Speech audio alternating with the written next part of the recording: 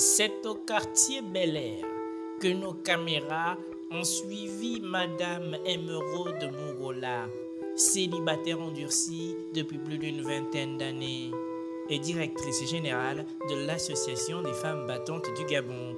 On vous recevra tout à l'heure. Une association qui s'apparente plus à une secte de femmes impolies et qui compte plus de 400 femmes en son sein. Des femmes insoumises et rebelles qui ont enfin compris le sens de la vie et qui ont décidé de baisser leurs standards. La solitude de la vieillesse semble-t-elle effrayer ces petites femmes rebelles et aigries? C'est pour répondre à ces questions que nous pointons notre micro vers leur directrice pour avoir plus amples informations.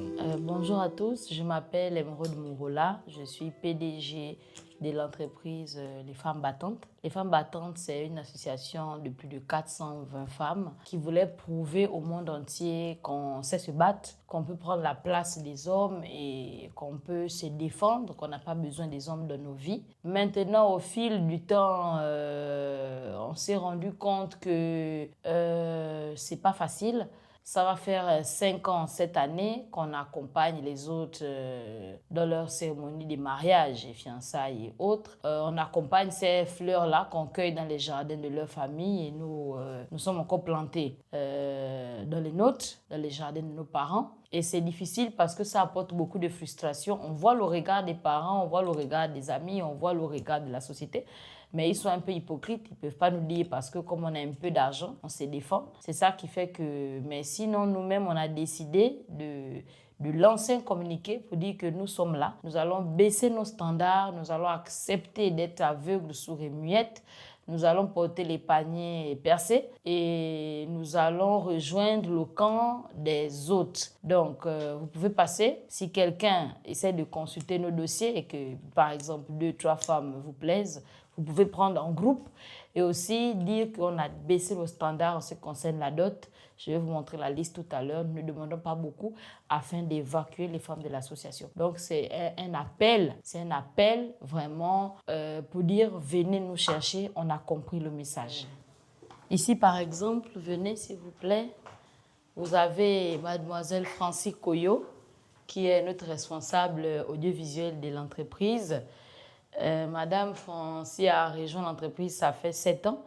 Et à son actif, toujours rien. Elle avait eu 2 relations, mais qui n'ont pas marché. Et la 3e, le monsieur a dû renoncer parce qu'elle avait décidé tous les jeudis d'aller danser la kizomba. Mais maintenant, elle est prête à arrêter, que ce soit les sorties nocturnes ou les danses des jeudis, pour rejoindre un foyer. Continuez, Francie.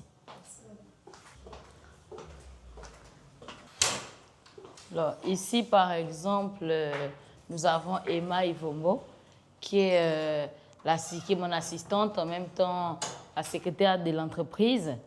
Elle a un Master 2 et de par ce que nous avons constaté, elle est très nerveuse, elle ne sait pas se soumettre.